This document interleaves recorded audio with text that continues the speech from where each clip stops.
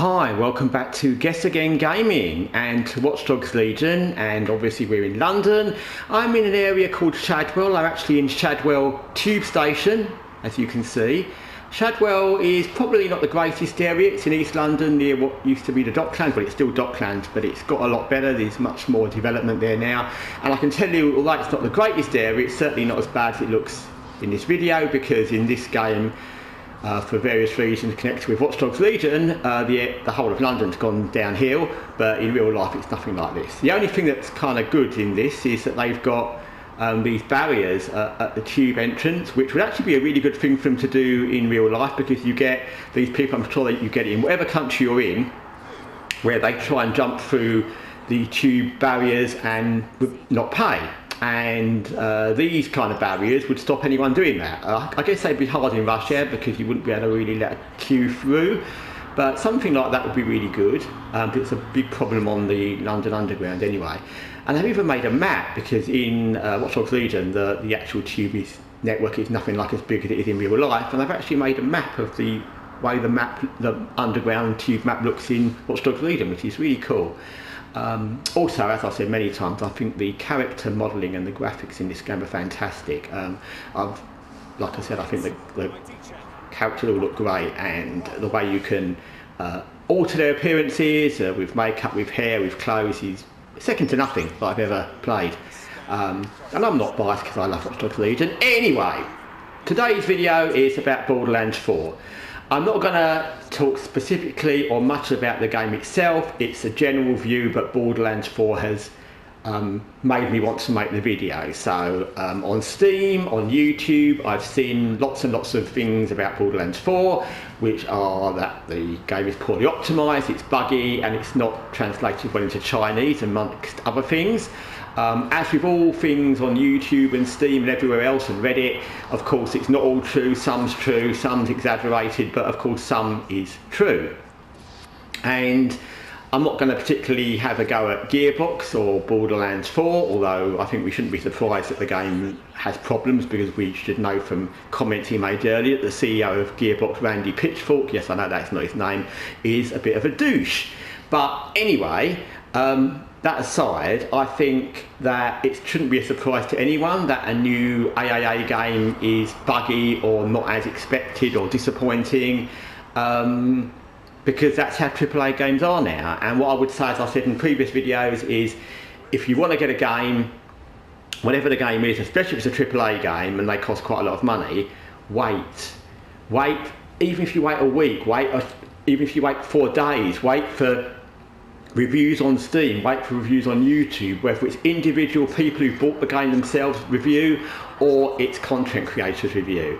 And if you don't believe all the reviews, watch a lot of reviews. If you don't want to hear the reviews, just watch some of the footage on YouTube without the commentary and see what you think, because there's nothing to benefit you by buying a game quickly. This isn't like going to Walmart or Tesco's if you're in the UK on Black Friday to rush out and buy a product because it's going to sell out. These are digital games, they won't sell out, so just wait.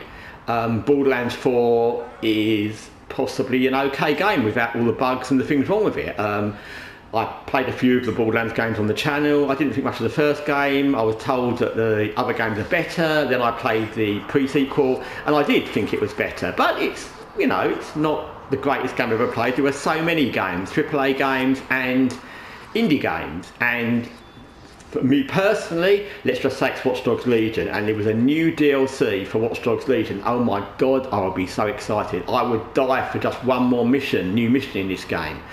But I wouldn't rush out and get it, because I don't trust Ubisoft, and although I think Watch Dogs Legion's fantastic, that doesn't mean I think Ubisoft are fantastic, and it doesn't mean I think that every game they've made is fantastic. So I would wait to see what it looks like, what the reviews were, bearing in mind I know that Watch Dogs Legion is not well liked anyway in general, so I'd bear that in mind. I mean, I noticed in comments on Steam that people said they couldn't believe how janky the movement is, and I thought that's the first I've heard of it, and I played this game tons, and until I'd actually seen the reviews I'd never imagined that. So for me, no. So make your own opinion. If you watch the game and you see characters running, decide if you think they're janky, or I don't think there's anything janky about how they move in this. And like I said, I've probably played the game. I bet I've played this game more than anybody else in the whole world. So, you know, make your own opinion. And, you know, some things for some people, bad character modelling, janky movement, bad voice acting, whatever it might be, will be off-putting to some people but not others. And some people think that a particular thing is game-breaking, and someone will think, well, I didn't even notice it. Like I said, we've watched Watch Dogs Legion. So make your own opinion. And to be honest, even if you were getting a game for free, not that any AAA developer is going to give you a game for free, especially a new game, but if you were getting a game for free, even then you wouldn't want to get it without knowing it was good, because if I got a new mission for Watch Dogs Legion, or if they made a new Watch Dogs Legion game, which they never will, and I started playing it for free, well, I'd be really annoyed is the word if I got to a point where I couldn't proceed because the game was bugged out, or it was really annoying and rubbish, or the story took a turn that was idiotic or woke, or whatever it might be. So there's no benefit to us to rush out and get a game in a hurry. It's only going to annoy us. We're going to either waste our money or waste our time, or possibly both. We know we can't trust AAA developers and AAA publishers at all. They lie, they say things that aren't true, they release games in bad states, they release games with bugs that are poorly optimised, that have annoying content, woke content. I could list on and on and on.